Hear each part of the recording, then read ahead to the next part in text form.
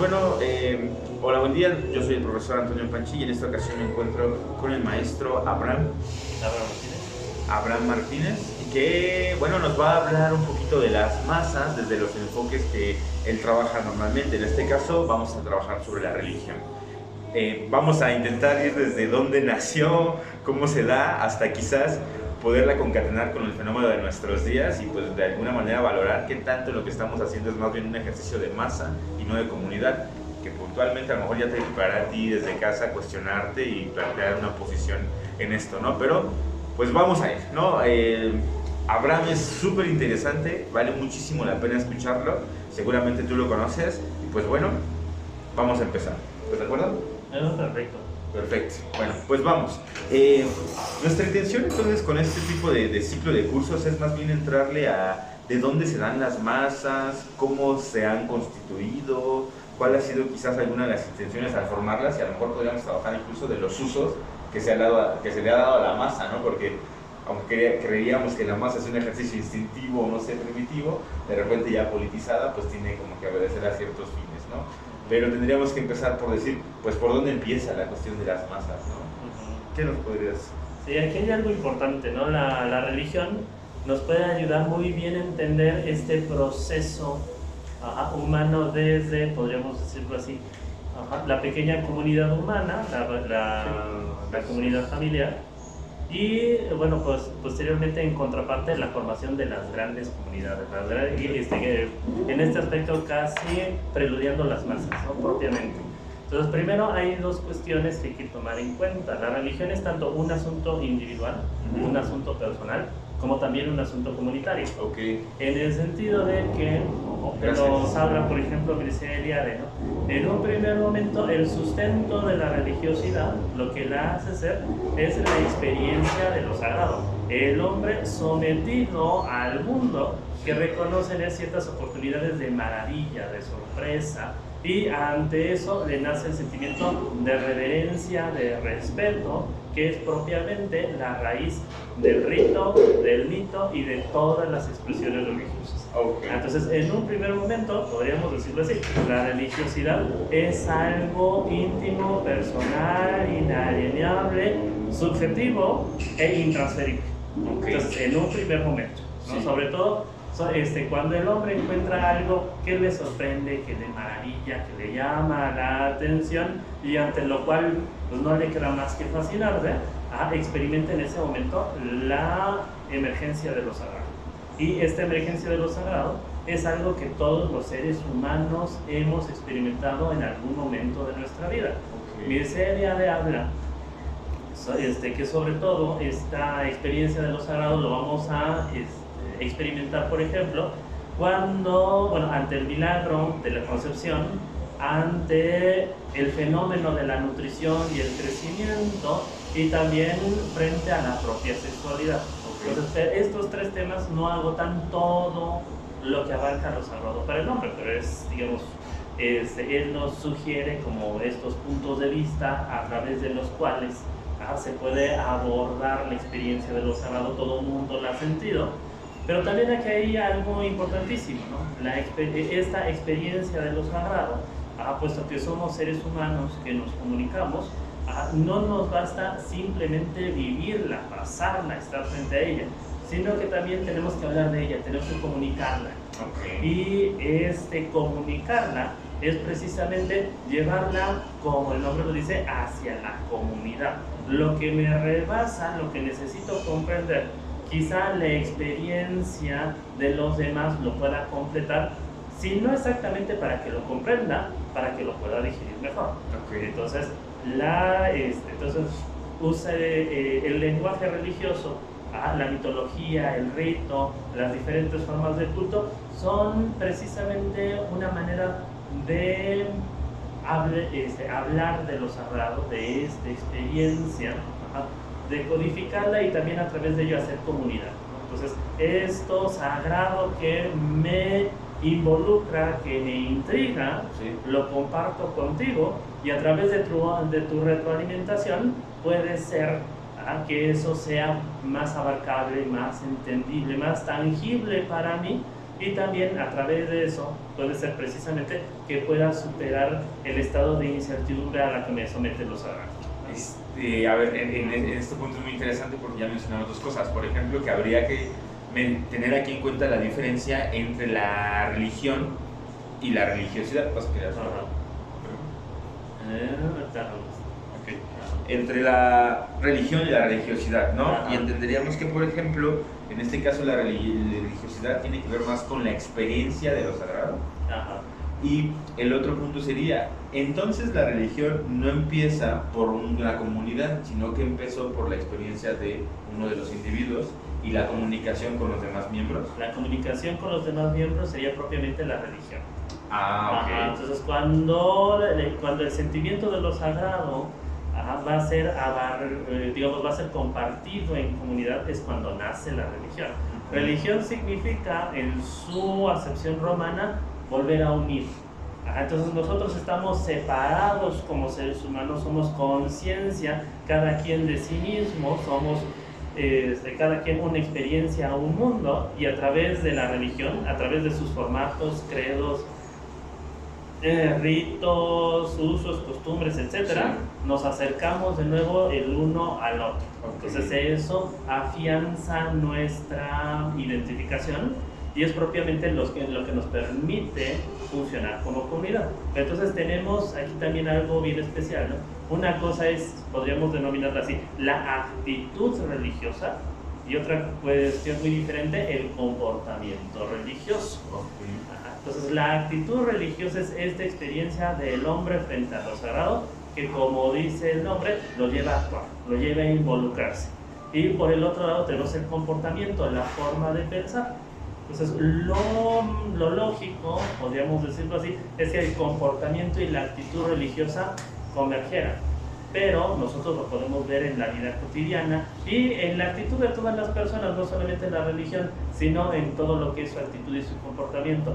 No siempre lo que se dice converge con lo que se hace. Entonces a partir de esto tenemos diferentes grados de combinación, podríamos decirlo. Hay gente de fuertes convicciones religiosas que actúa de manera religiosa, hay gente que dice tener fuertes convicciones religiosas pero que no actúa exactamente de manera religiosa. Hay gente que podríamos catalogar de atea, que según ella no defiende ninguna convicción religiosa pero que actúa conforme ciertas pautas de respeto, de valores que provienen de la religión, y hay gente que ni le interesa, ni le va, ni le viene, ni actúa conforme intenciones religiosas. Entonces esta parte, ¿no? Pero también aquí hay otra cuestión. La actitud religiosa sería la manera de convivir en comunidad. El comportamiento religioso es la forma en que estas convicciones, esta experiencia de lo sagrado permanece y tiene valor para mí. Entonces es propiamente la actitud religiosa lo que nos permite interactuar como comunidad religiosa. Esto es importantísimo, ¿no? Entonces es ahí donde el fenómeno personal se convierte en un fenómeno social.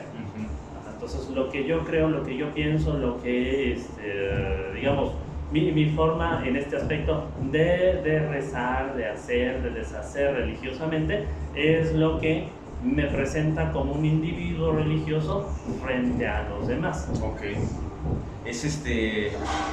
Bueno, es que es muy interesante porque, por ejemplo, por medio de la religión, o me parece que con la religión, lo que nosotros podemos hacer es, como lo veíamos en su concepción, digamos, etimológica romana, me parece que era más bien la idea de que religión propiamente significaría como que unir personas que pues evidentemente estaban separadas, ¿no? Pero tendríamos que entender que, por ejemplo, la religión hace entonces comunidad a diferencia de hacer masa, ¿cierto? Pero entonces, ¿cuál veríamos, por ejemplo, como diferencia entre la masa, la comunidad o con los antecedentes religiosos? Y es que también aquí hay un fenómeno muy importante, ¿no? Entonces, primero decíamos, la experiencia de lo sagrado es personal. Sí. Siguiente, la religión es esta forma de unirme con la comunidad. Y también aquí hay un momento histórico muy importante, ¿no? Entonces, debemos recordar, si nos remontamos a la historiografía como la cuenta Marx, como la cuentan los socialistas, y también como la han aceptado muchos medios académicos en la historia reciente, Primero debemos tener en cuenta que la humanidad nace propiamente como pequeña comunidad, como pequeño núcleo. Entonces, si nos remontamos a la prehistoria, las comunidades humanas nómadas no podían ser muy grandes, o sea, vivían de la explotación, de tomar del medio lo que necesitaban, y eso involucraba, por un lado, conservar ese mismo ambiente para que siguiera produciendo, para que yo pudiera seguir teniendo recursos de él, lo cual limitaba mi explotación y también el tamaño de mi comunidad. Entonces las pequeñas tribus, dependiendo de los cálculos, podían constar de entre 35 y hasta quizás 70 individuos.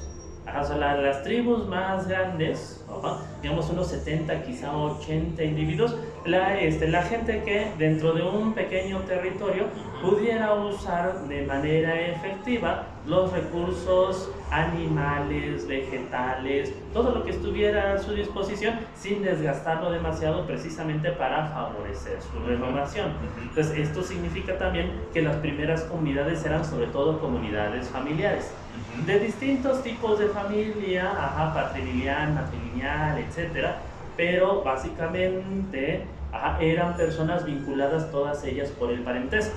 El abuelo, la abuela, los hijos, los tíos, ¿cómo podemos decirlo? Quizá los nietos, pero precisamente lo que podía congregar, lo que podía mantener un pequeño territorio, que era su coto de caza, su coto de explotación, de recolección. Entonces aquí hay algo importantísimo, ¿no? Y es bajo esto que surge también para la historiografía marxista dos ideas muy importantes para su forma de concebir el pasado: la idea de matriarcado y de patriarcado. La idea de que hay de que la sociedad va a ser gobernada por estas dos figuras, que son figuras que vienen del ámbito familiar. Es decir, la madre que concede, que provee, que entiende, que trata igualitariamente a sus hijos, y que a través de esta forma de poder ejerce el matriarcado. Y por el otro lado, el padre que dirige, hasta cierto punto explota, y que también a través del mérito de los hijos va asignando una jerarquía social. Entonces, lo que conocemos como patriarcado. Entonces, esta que hoy está muy en boga, ¿no? Pero estas dos, nos estabas diciendo, estos dos elementos persisten aún. Estos dos elementos persisten aún en lo que conocemos nosotros como familia nuclear. Entonces, hasta hoy en día, es el modelo de familia que se conserva en Occidente. Padre, madre, y también dependiendo del carácter, dependiendo de la actitud de ambos cónyuges. Entonces hay familias que son todavía hoy en día matriarcales, hay familias que son hoy en día patriarcales, pero también hay algo importante. Esto se refiere al ámbito inmediato del individuo, al pequeño espacio de su convivencia inmediata. Pero también hay que tener algo en cuenta, ¿no? Contraparte, hoy en día nosotros vivimos en grandes comunidades que cuentan en millones. Los podemos ver esto en las ciudades, ¿no? Entonces, en verdad, el gobierno, digamos, la coordinación de estas grandes comunidades va más allá de lo que una pequeña familia puede determinar. Entonces, el individuo hoy en día está sometido a una comunidad más grande de lo que fue naturalmente durante miles de años. Entonces, estamos hablando propiamente que el patriarcado, el matriarcado, como lo quieras ver, nació con la historia de la humanidad, y va más o menos a culminar en cuanto comienzan a fundarse las primeras grandes comunidades. Entonces aquí hay un periodo de transición, ¿no? Muy importante. Entonces tenemos, por así decirlo, la existencia de estas dos estructuras desde la emergencia de la especie humana, digamos 200.000 antes de Cristo, si nos vamos con las cantidades como se conocen hoy en día, hasta el nacimiento de las comunidades urbanas y de las religiones. estamos hablando del año 3500 antes de Cristo. Entonces, alrededor de 200.000 años de historia humana es la historia del matriarcado y del patriarcado. La historia de estas, podríamos llamarlo así, formas, estructuras sociales de pequeño formato, Sí. que van a controlar también, bueno, no controlar, porque digamos, esto no fue tan a propósito, ¿no? No había una estrategia, en verdad, política de dominación patriarcal o matriarcal en ese momento. Sí. Simplemente era la dinámica de la familia. Ajá. Y dependiendo la fuerza del carácter, quien preponderaba, las familias eran matriarcales o patriarcales. Y eso se convirtió en ciertas pautas sociales para las comunidades. Hoy en día, en diversos lugares del mundo, todavía te puedes encontrar, por ejemplo, en Arabia, la comunidad patriarcal, en la India, la comunidad matriarcal, sobre todo en el norte de la India, pero de nuevo, esa estructura sirve sobre todo a los intereses, a las dinámicas de las pequeñas comunidades. Ya a nivel nacional, ya digamos en estas grandes comunidades de millones de personas, esas estructuras están completamente superadas. Entonces, por ejemplo, ya cuando la comunidad creció, ¿no? Porque pasamos de un grupo de familia de 70 personas a lo que acabas de mencionar como un conglomerado de millones, ¿qué es lo que se da? Por ejemplo, el paso al Estado. El paso al Estado en sus diferentes grados, desde el estado, podríamos decirlo, chamánico, en el que gobernaba sobre todo el sacerdote, los primeros estados teocráticos, después las monarquías, como las conocemos, y posteriormente el primer experimento de emergencia de la democracia, de una comunidad que se gobierna a sí misma, pero sobre todo bajo la idea de que no es la pequeña comunidad tribal, sino de que es la gran comunidad nacional que incluso ya presumió un cierto patriotismo. Esto lo podemos ver en Atenas. Okay. Entonces Atenas es esta comunidad que, si bien viene de estructuras familiares, si bien originalmente estaba organizada como tribu, sobre todo con las reformas de Temístocles, va a perder esa estructura familiar para alcanzar una estructura más estatal, ya podríamos decirlo más burocrática, con un sistema ejecutivo, legislativo, judicial y, como podríamos decirlo también, en el que la responsabilidad del ciudadano respecto de esa estructura ya no es una responsabilidad de familia, sino que es una responsabilidad de cooperación con la gran comunidad. Entonces el individuo ya no responde a un rey que podría ser el resabio del patriarcado, del matriarcado, sino que corresponde a una autoridad de la comunidad que representa a toda la comunidad, no a un individuo determinado que ejerce el poder, que también es esto algo que no todas las comunidades humanas alcanzamos a entender, ¿no? Entonces hay comunidades humanas hoy en día que aparentemente son democráticas, pero que en verdad podemos ver debajo de su discurso político que son todavía muy matriarcales o muy patriarcales en su forma de concebir al Estado. Pero el Estado es en verdad una estructura que supera esa noción, ¿no? Entonces el Estado es la representación sublimada de la comunidad. Entonces esto es algo bien importante, ¿no? No deberíamos tener una conciencia de separación entre el individuo, entre la comunidad y el Estado. El Estado es una extensión de la comunidad. Por lo tanto, el Estado es un servidor, un administrador de los bienes comunitarios, que eso es la idea que exponen Rousseau, que exponen los primeros demócratas de Francia del siglo XVIII, XIX. Entonces esto es importantísimo, ¿no? Entonces el Estado no es diferente de la comunidad y por lo tanto la comunidad debería estar siempre vigilante, integrada, participante del Estado, para que el Estado fuera un verdadero Estado y no una monarquía disfrazada de democracia. Entonces esa es la idea principal, ¿no? Pero decimos, para eso hay que tener bien en cuenta que ciertas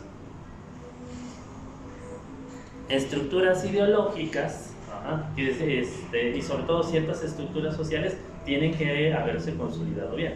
Sí. Entonces aquí hay algo importantísimo porque la religión precisamente nos habla de ese paso de la comunidad familiar de la que hablábamos, de la comunidad patriarcal y matriarcal, a la gran comunidad urbana. Entonces aquí hay algo importantísimo, ¿no? Precisamente el nacimiento de las grandes religiones, como lo conocemos hoy en día, converge con el nacimiento de las grandes comunidades urbanas. Es consecuencia, podríamos decirlo así. Entonces, primero hay que entender la sedentarización del hombre.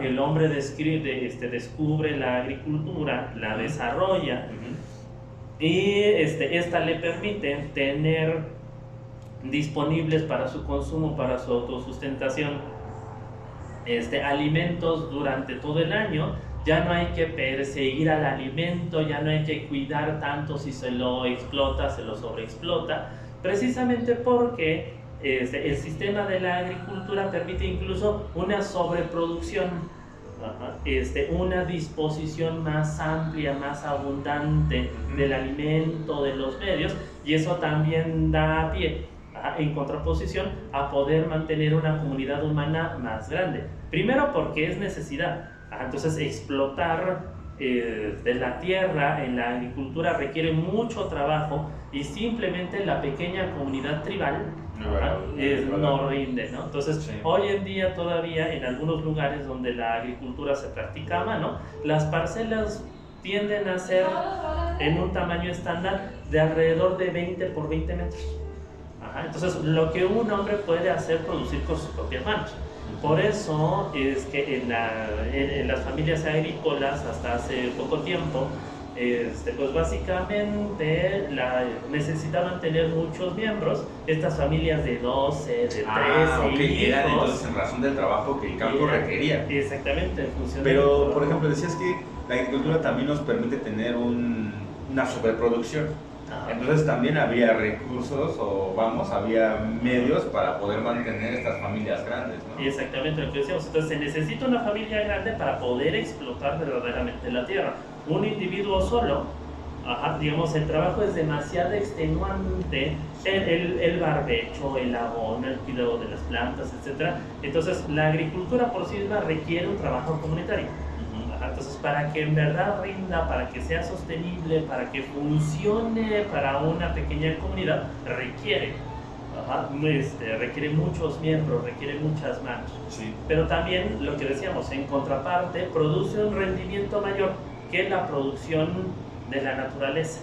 Entonces, dejar un campo que produzca naturalmente sus frutos, sus semillas, digamos, alcanza un cierto nivel de producción natural, pero a través de la intervención humana con la creación de la milpa y todo el sistema de aprovechamiento, rinde mucho más. Entonces también esto es importante, ¿no?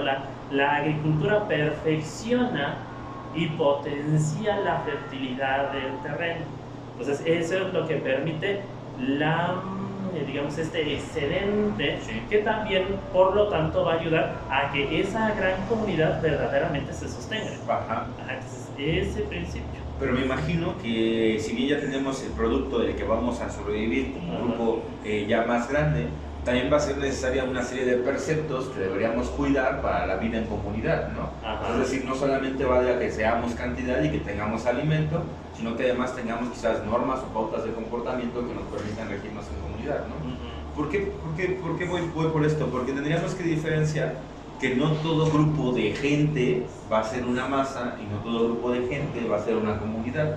Tal vez en la comunidad la podríamos llegar a distinguir, incluso, no sé, ¿qué te parece a ti? Por estos preceptos, ¿no? Que en algún momento pueden ser, por ejemplo, religión, o bien pueden ser leyes, o bien pueden ser, no sé.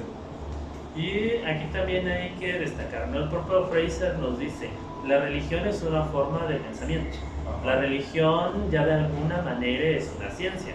Hoy en día, que bajo nuestro criterio aparentemente positivista y moderno, la religión ya no tenga cabida como forma de pensamiento, es una cosa. Que en las comunidades antiguas la religión haya sido la ciencia, la forma de entender el mundo y la forma de entender la comunidad es también una cuestión bien diferente, ¿no? Entonces nosotros podemos ver en los grandes mitos de las religiones tradicionales precisamente una codificación tanto de las formas sociales como de ciertos conocimientos, de cierta mitología que nos ayude a entender el proceso agrícola. Entonces esto es algo importantísimo, no simplemente, nada más para nombrar algunas de las muchas ideas que encontramos en las religiones antiguas, la idea de la resurrección, la idea de un Dios que muere sacrificándose por la humanidad y que renace a los 3 días, a los 5 días, a las semanas, es muy recurrente en muchas mitologías antiguas. Y aquí hay algo importantísimo, ¿no? Precisamente esta muerte y resurrección de Dios, sobre todo en autores como Freyces, va a representar la muerte y resurrección del grano, la muerte y resurrección del alimento que va a ser inmolado, consumido por los hombres y que le va a permitir desarrollarse, crecer, desenvolverse.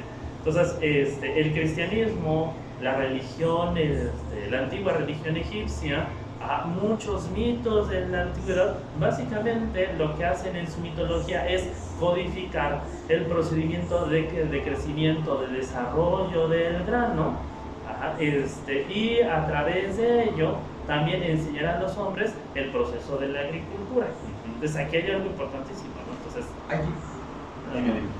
es que me llama mucha atención porque, por ejemplo, leyendo ahí a Saramago, ¿no? Que al final es el acercamiento religioso que yo tengo, me acuerdo mucho de un texto que se llama Caín, ¿no?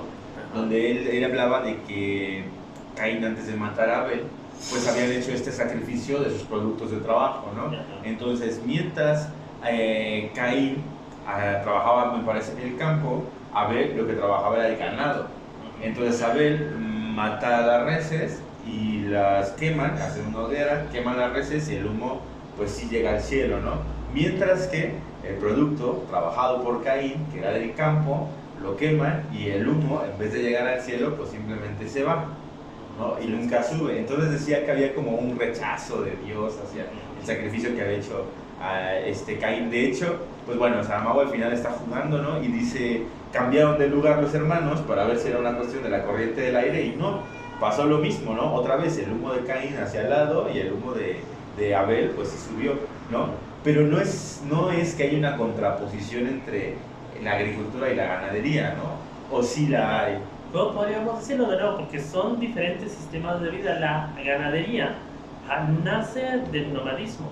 Son los animales que, por así decirlo, el ser humano va recogiendo en su ruta. Entonces los perros, los gatos, el ganado se une a la comunidad humana, por así decirlo, por una relación de simbiosis. Entonces sí, te vas a comer algunos de mis miembros, en el sentido de las ovejas, las vacas, las cabras, ¿no? Sí, te vas a comer algunos de mis miembros, pero me vas a defender de los lobos, de los osos. Entonces ahí hay una relación de reciprocidad. Yo, por así decirlo, que los animales no lo piensan, simplemente es la dinámica que establecen con los seres humanos. Entonces el animal va a dar leche, va a dar carne, quizá lo que decíamos, va a sacrificar a ciertos de sus miembros, pero por la alimentación que le proveo, ¿no? Por la alimentación, sí, exactamente, por la alimentación que el ser humano le da, por la protección, y en contraposición, precisamente el ser humano puede tener provecho de ellos. Pero también estos animales, o digamos estas comunidades animales, se van a desplazar junto con el hombre. Entonces van a andar de aquí para allá con él.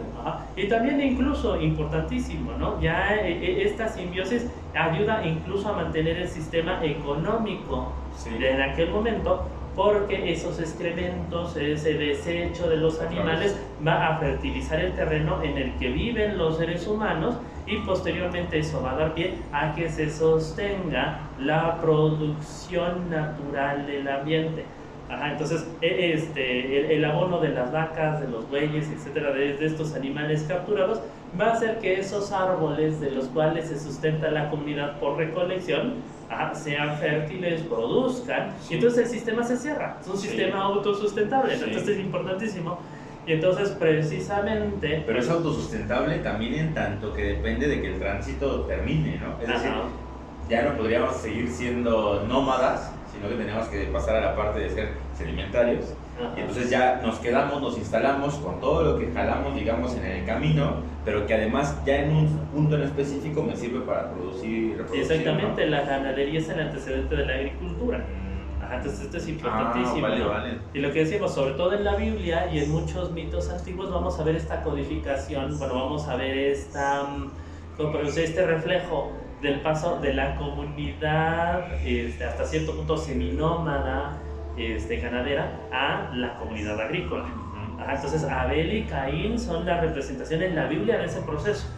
El hombre ganadero que vive libre, que va de aquí para allá, que está satisfecho con su trabajo, que digamos hasta cierto punto puede gozarlo sin trabajarlo tanto, porque también esa es podemos decirlo, la envidia histórica del sedentario respecto del ganadero.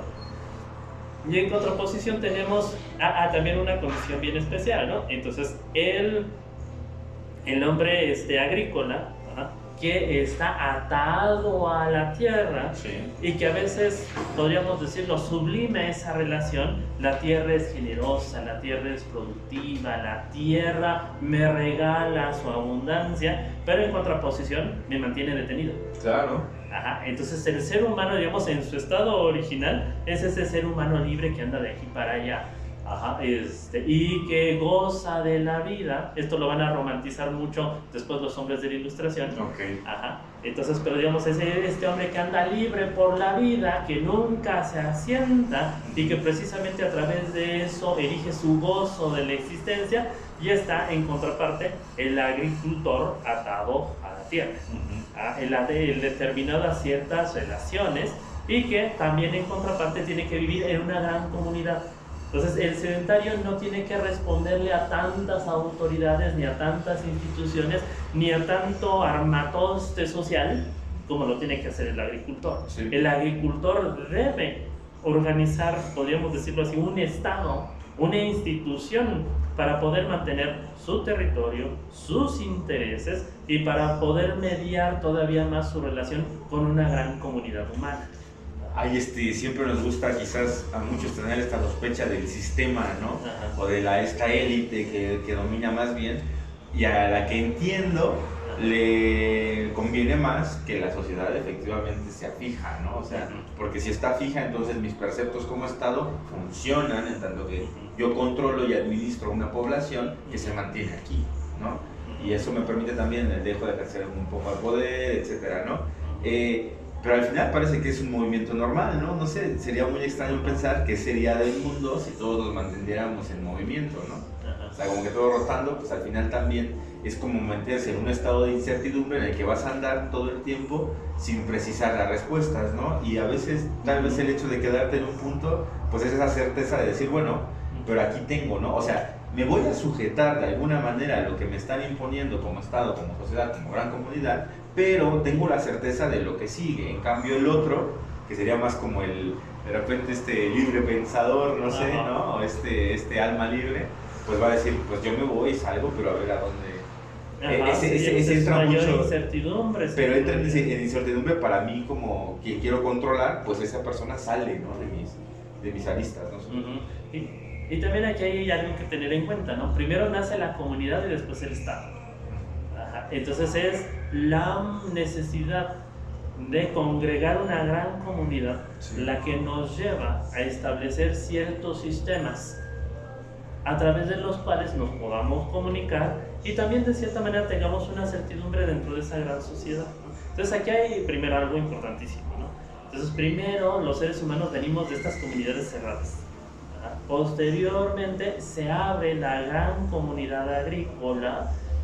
Y eso también podríamos, la propia Biblia y los textos antiguos lo dicen, ¿no? La pluralidad es la raíz de la discusión, la raíz de los descontentos. Entonces, entre más somos dentro de una comunidad, es más fácil, por lo tanto, que haya desacuerdos. Sí. Entonces, cada quien tiene su vida, cada quien tiene su opinión, y entonces en este aspecto debe haber algún medio para que esa pluralidad pueda ser mediada, pueda ser digerida, podríamos decirlo así. Sí. Entonces, por un lado.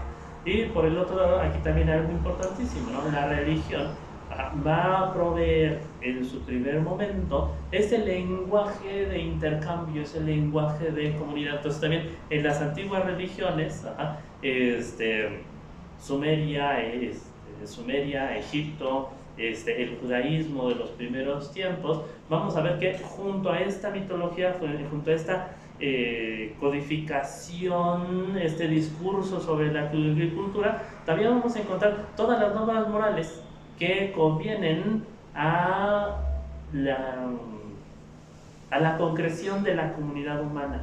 No matarás, no darás falso testimonio, respetarás a tu padre y a tu madre, etc. Es una forma de integrar al individuo a la comunidad a través de un código de conveniencias, a través de un código de concordias, ¿no?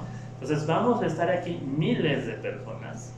Entonces ya lo que decíamos, el patriarcado, el matriarcado, existe en la pequeña familia nuclear, pero en la gran comunidad de la ciudad, entonces lo que diga tu padre, tu madre ya no importa. Claro. Lo que importa son las instituciones que se han formado para mediar la vida de la comunidad. Entendamos en esto el Estado. Es el Estado el que va a mediar las relaciones entre individuos y va a intentar coordinarlas desde diferentes ángulos, desde diferentes oportunidades. Y también aquí hay algo importantísimo. Muchas de estas comunidades originales eran comunidades teológicas, comunidades religiosas. Entonces, en Egipto, en Sumeria, el rey era la representación viva de los dioses. Él era el que mediaba para que los dioses dieran abundancia, dieran lluvias, dieran crecimiento para los campos que sostenían a la comunidad. Y también la comunidad se servía de él como un funcionario que transmitía sus preocupaciones, que transmitía sus oraciones, sus pedimentos a las divinidades. Entonces el rey es una cierta suerte de profeta. Entonces transmite la voluntad de los dioses a los hombres y también las palabras de los seres humanos a los dioses. Entonces está Hermes. Exactamente, es un Hermes, es un mensajero. Pero bueno, que aquí sí tiene posición, ¿no? O sea, porque tiene posición como jerarca. Tiene una posición como jerarca precisamente por ese contacto privilegiado que tiene con los dioses, ¿no? Y también es por eso que él tiene la autoridad para organizar por jerarquías la comunidad humana. Entonces, pero también hay, digamos, también esta idea es muy importante, ¿no? Entonces, hay un aprecio muy fuerte de las comunidades por sus autoridades, precisamente por este carácter teológico, que hoy en día algunos líderes políticos han querido como reactivar esa idea, ¿no? Entonces el gran hermano, el gran padre, el gran gobernante, líder cuya voluntad es casi divina y que puede coordinar la voluntad de las grandes comunidades. Entonces esa parte, ¿no? Sí. Entonces intentan ganarse ese respeto, pero simplemente la idea ya está superada, ¿no? E incluso queda ridículo, ¿no? Cuando algún gobernante quiere justificar su poder con ideas religiosas hoy en día. Entonces hoy nos causa risa. Sí, bueno, en la antigüedad esa era la idea. Pasó recientemente aquí en Venezuela, ¿no? Ahora que fue lo del golpe de Estado con Maduro, ¿no? Que llegó esta mujer a posicionarse y que al final dijo, nosotros vamos a volver a estabilizar Venezuela con la Biblia, ¿no? Exactamente. Entonces digamos que hoy en día es una idea completamente anacrónica. Sí, vamos, por el tiempo efectivamente pues parece pues un insulto, pero evidentemente como tú lo mencionas, otrora, o sea, hay otros tiempos en los que el modelo de gobierno y el modelo de llevar una comunidad, una gran comunidad, pues ha sido ese, ¿no? Pero me parece que prevalecía como el convencimiento de ambas posturas, ¿no? Por ejemplo, el jerarca como diciendo, esto es así, y la comunidad, o más bien el colectivo, diciendo, esto es así, ¿no? Y entonces ya en conjunto sí podían trabajar sobre una idea de comunidad que era así, ¿no? Había como que esta, a lo mejor como, no sé si congruencia, ¿no? En ambas esferas, y ahora tal vez hay como un dejo con la... no sé si con el avance de la racionalidad o de lo que hemos encontrado ahora, como que hay un dejo muy perverso, ¿no? Entre lo que los demás creen y lo que yo creo que creen, y entonces cada quien hace como que a sus fines personales.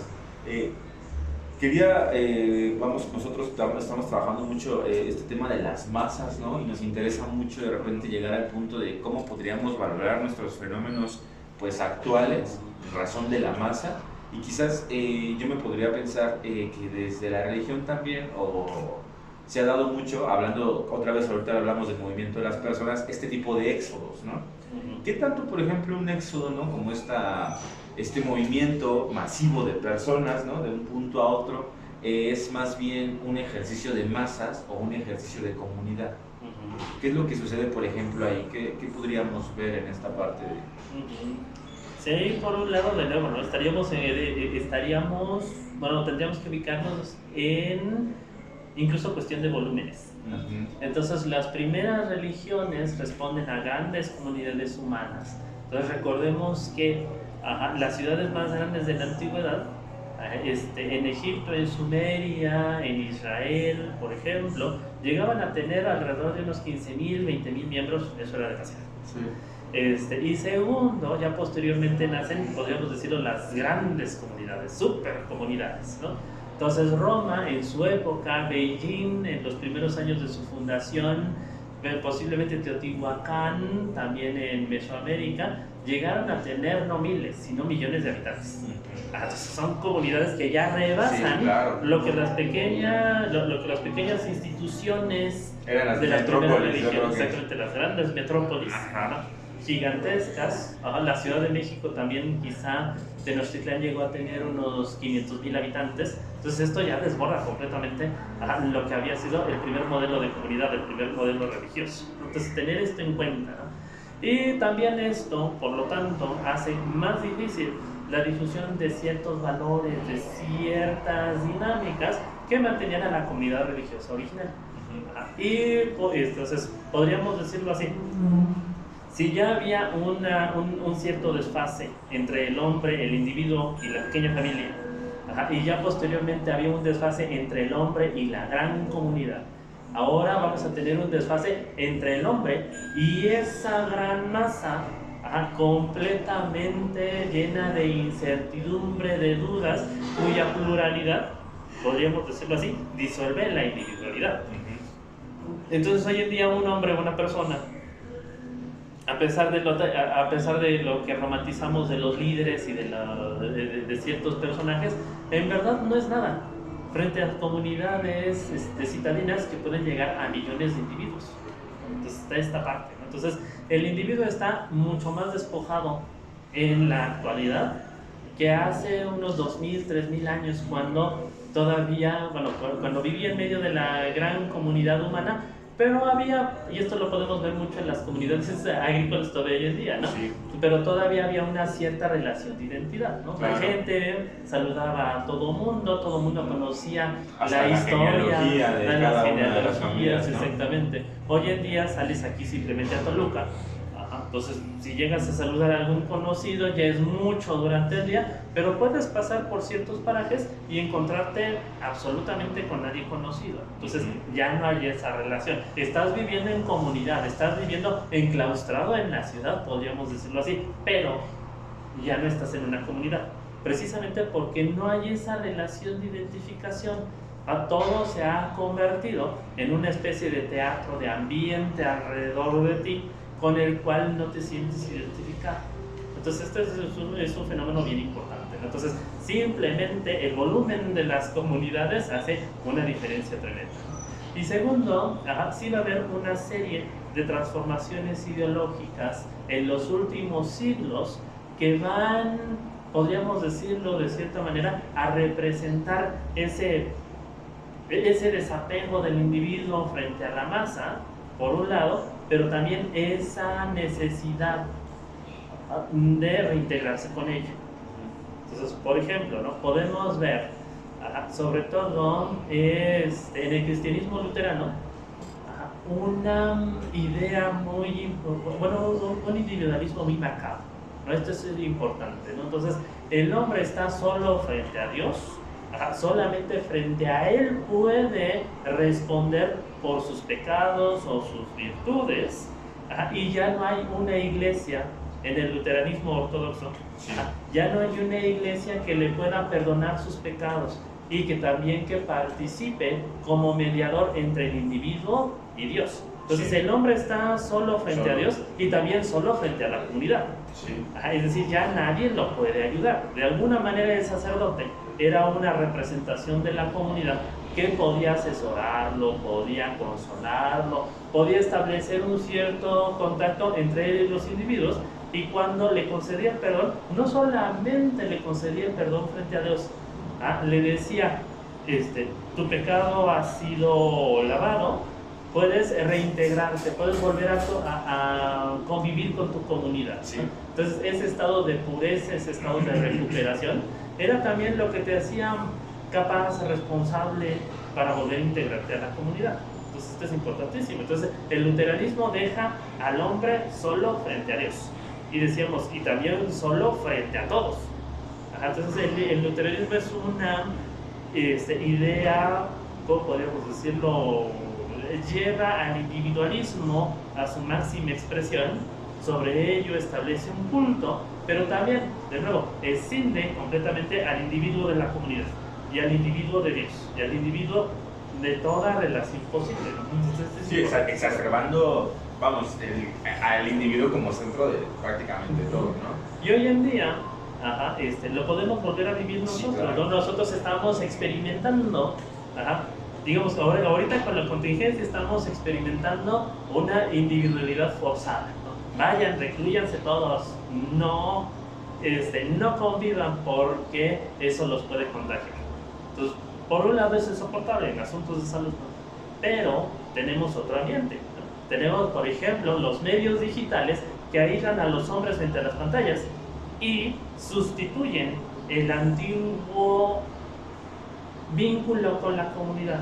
Entonces ya no es necesario estar conectado con alguien directamente, sino a través de los aparatos. Claro. Entonces, pero el aparato, y esto lo podemos ver muy bien en Facebook, en todas las plataformas sociales, el aparato está sometido a mí, yo lo manejo. Entonces yo le puedo dar like, o le puedo dar me encanta, etcétera. Sí. Yo le doy órdenes, por así decirlo. Mi criterio es lo que le establece. Yo me peleo en Facebook con las personas, no para lograr una comunidad, un contacto. Lo que digo se queda en la pantalla, se establece. Hoy en día se diría se decreta, que está tan de moda. Sí. Se decreta, y por eso es que precisamente no lo tengo que mediar, no lo tengo que dialogar.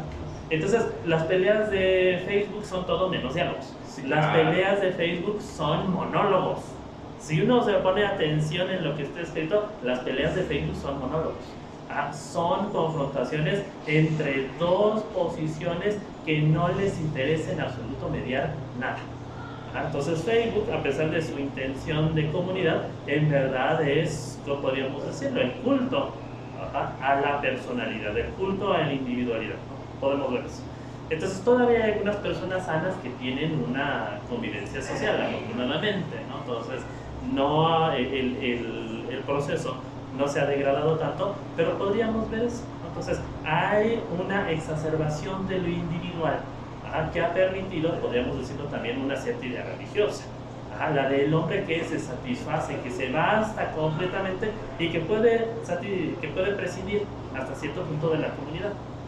Entonces está esta cuestión, ¿no? Entonces, pero para llegar a esto, decíamos, tuvo que haber cambios importantes en la historia de la humanidad, tuvo que haber una escisión entre el individuo y la comunidad que tiene que ver precisamente con esa masificación de la comunidad, ¿no? Ya no me es posible como persona identificarme con cientos de miles, con millones que viven en un cierto lugar, que ya no me son familiares, que digamos es tan fuerte su presencia que es difícil en verdad mediar con ella. Sí. Pero eso no ha dado como resultado la formación de estas pequeñas comunidades, es decir, la división dentro de la masificación de grupos muy específicos que al final también terminan siendo excluyentes de nosotros para evitar justamente esta, otra vez, pérdida de identidad. Podríamos decir que lo que conocemos como tribus urbanas, Sí. Y también aquí hay algo importante, ¿no? Muchas comunidades religiosas mantienen ese cierre. precisamente, digamos, por psicología, es más fácil identificarse con una pequeña comunidad, y eso me da una cierta paz, un cierto confort. Y en contraparte, ¿no? También esto importantísimo,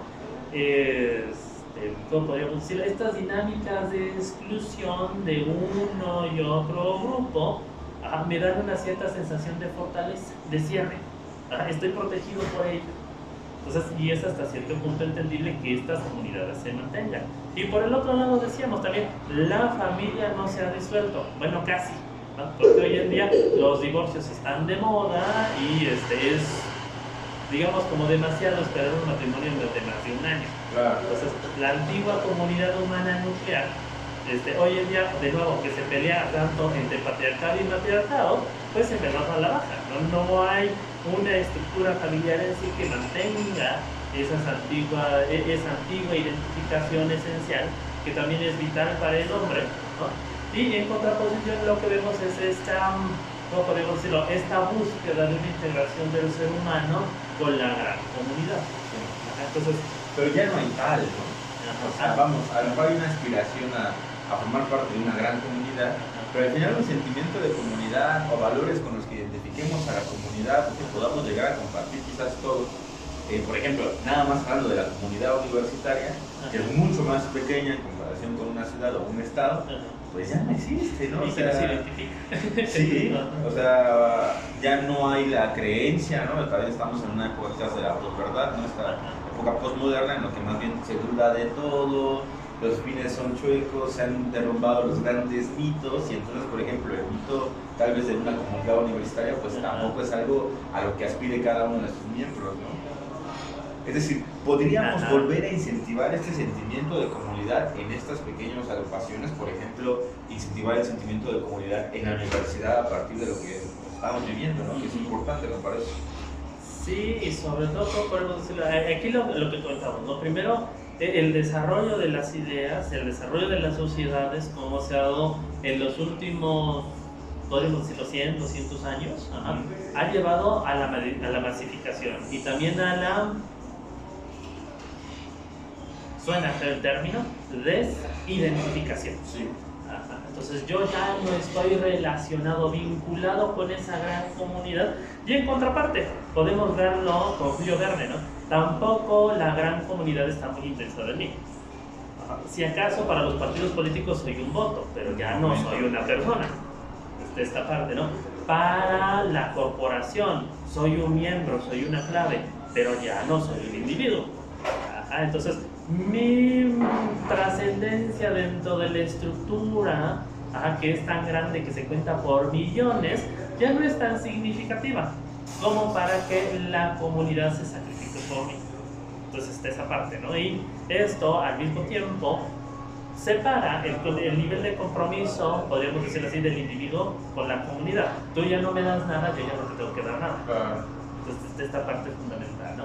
Y entonces por el otro lado lo que decíamos, también hay algo sobre todo importantísimo, ¿no? Los vínculos sociales es algo que se tiene que trabajar, es algo que se tiene que crear de manera práctica, y esto solamente se puede generar a través de la convivencia. Entonces aquí hay una cuestión no fundamental. La comunidad no es un concepto, la comunidad es una estructura práctica. Si yo quiero integrarme con la comunidad, pues tengo que ir a sus lugares, tengo que invitar a mi grupo de amigos, tengo que invitarles un café, tenemos que reunirnos, nos actualizamos, yo he hecho esto, me pasó esto, tengo este sentimiento, me podrías ayudar en esto y lo otro. Sí. Y en contraparte, pues también este individuo, si quiere hacer comunidad conmigo, pues también tiene que cooperar con mis objetivos, ¿no? Entonces en este aspecto va a responder a mi diálogo, me va a dar su consejo, va a participar conmigo en mis proyectos. Entonces eso solamente puede surgir del acto. Entonces hacemos la diferencia entre actitud y comportamiento. Entonces una cosa es que yo desee y yo piense que debo integrarme con la comunidad, y otra cosa es participar activamente en la creación de la comunidad.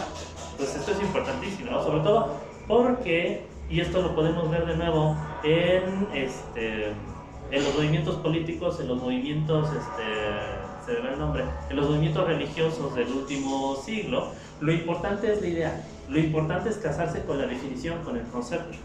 Ajá, entonces esto uno lo puede ver en el credo, ¿no? Entonces aquí la religión va a anticipar muchas estructuras que hoy en día no son problemáticas y que no siempre reconocemos, ¿no? Sí.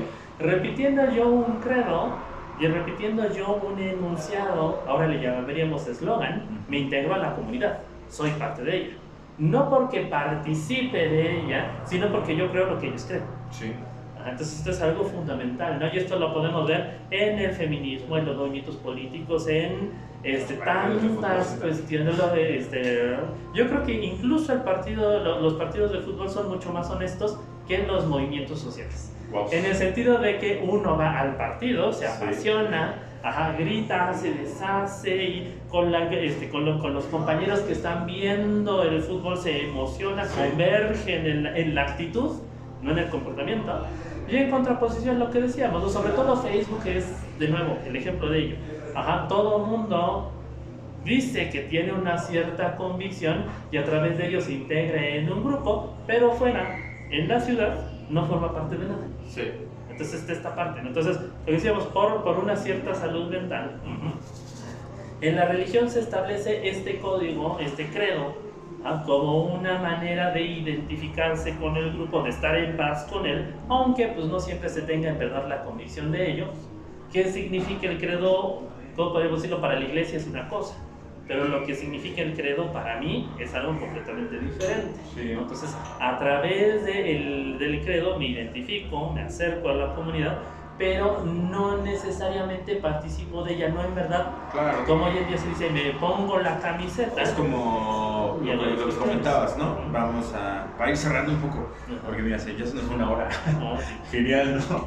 Porque creo que se siente, y de eso se trata esto, ¿no? De dar como una plática. Es que, a ver, creo que para muchos es muy común esto, no para todos necesariamente, de que cuando uno va a platicar con un amigo a un café, tenemos temas en común, pueden salir muchas cosas, pero uno no va con un plan de voy a hablar de esto, ¿no? O sea, uno no se prepara para ir a platicar con un amigo al café, y de repente de estos elementos o de este tipo de diálogos pues salen quizás los mejores temas, ¿no? Hay muy buenas ideas, nos permite replantear las lecturas que hemos hecho, las posturas que hemos tomado, y entonces se vuelve muy ameno en realidad lo que solemos hacer, ¿no? Con la idea de los cafés. Esta idea de sí dar clases un poquito como pues en línea, grabarlas y así, pero también cambia la dinámica porque al final tenemos un tema, un pretexto para platicar, y ya pues cada quien lo va abordando pues como se va dando ahí la línea, ¿no? Y de donde vamos sacando como que la hebra. Entonces, sin embargo, bueno, es importante ir cerrando, ¿no? Así que nada más lo que yo comentaría es justamente esto, ¿no? De alguna manera, el hecho de que las personas estén perteneciendo o se hagan de la indumentaria que los identifique como pertenecientes a un movimiento social actual, no implica que tengan la convicción del movimiento actual, ¿no?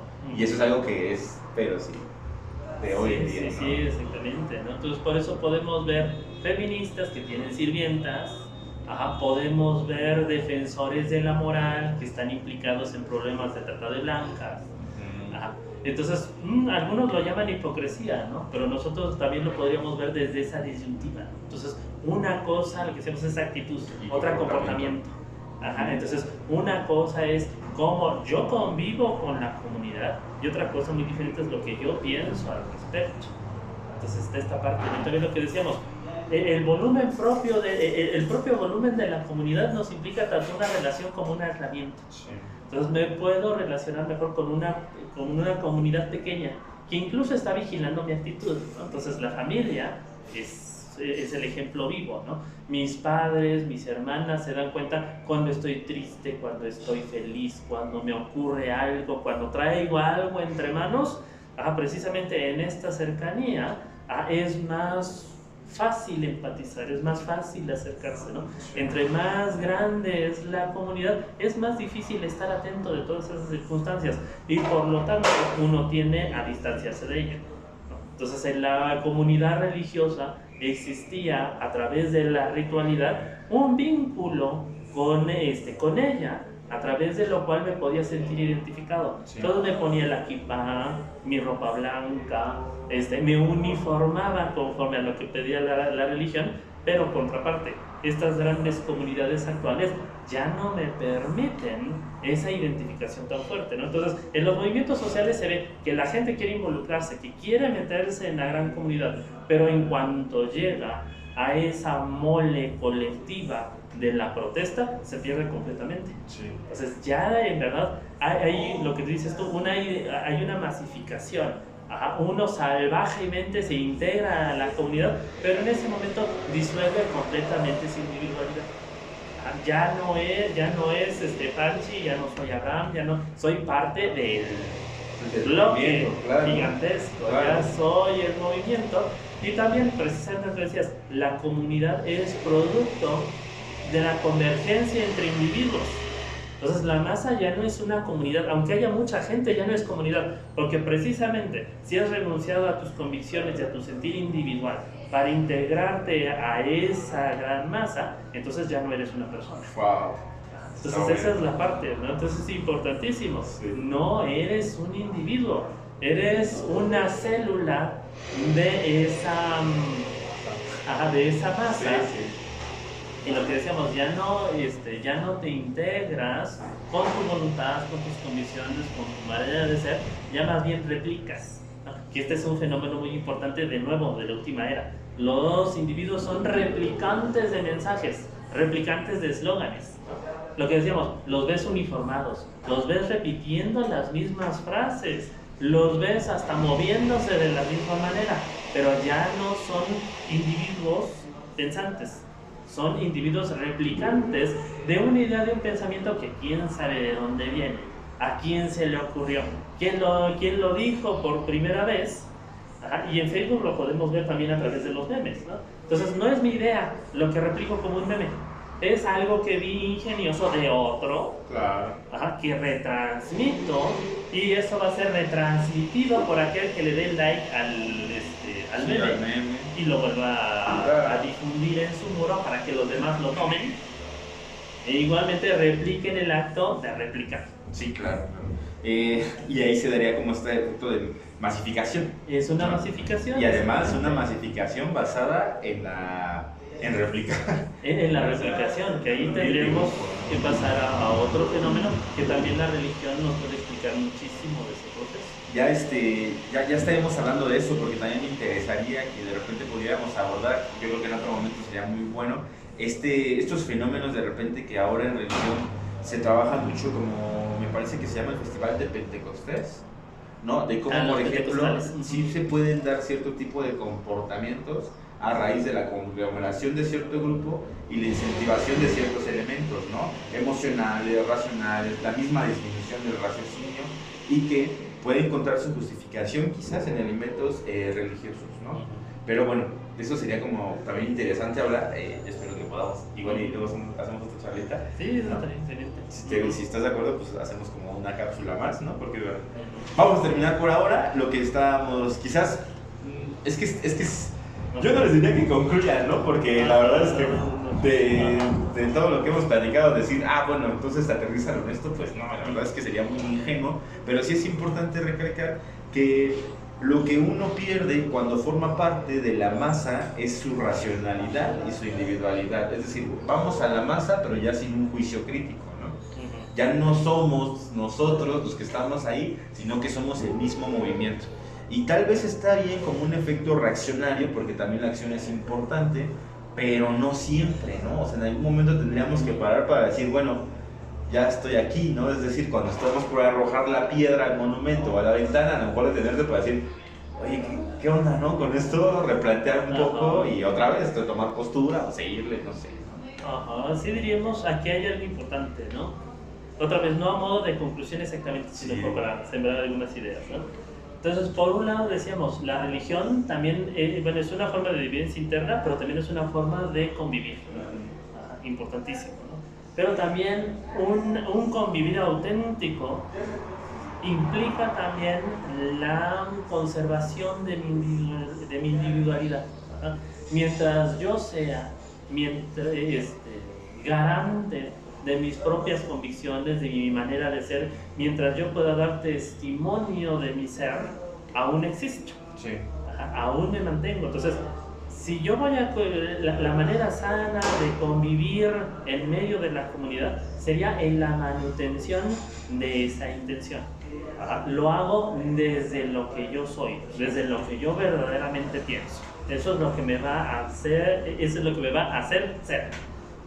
Entonces, si yo renuncio a mi individualidad, en ese momento estoy renunciando también a colaborar con la comunidad, con lo que me caracteriza. Yeah. Entonces dejo de ser mis convicciones, dejo de ser mis actos, dejo de ser quien soy para convertirme, podríamos decirlo así, en una pieza dentro del ajedrez. Y en este aspecto, quien nos vaya a manejar, quien vaya a establecer la partida y respecto de qué intereses, entonces queda abierto y en este aspecto nos va a entrometer, podríamos decirlo así, o nos va a hacer susceptibles a la manipulación. Sí, también eso es importantísimo. Súper importante. Bueno, pues entonces vamos a cerrar por hoy. Vamos a trabajar otra cápsula y pues seguimos en contacto. Recuerden, Abraham Martínez Maldonado, ¿verdad? ¿No? El maestro también tiene diplomados en arte, también en religión, historia de religiones, y les voy a dejar también por aquí su contacto para que pues lo sigan, ¿no? Muy interesante. Así que pues esto es todo y nos vemos pronto. Seguimos en otras charlas, ¿vale? Chao. Hasta luego, mucho gusto. Bye. Bye. Vámonos.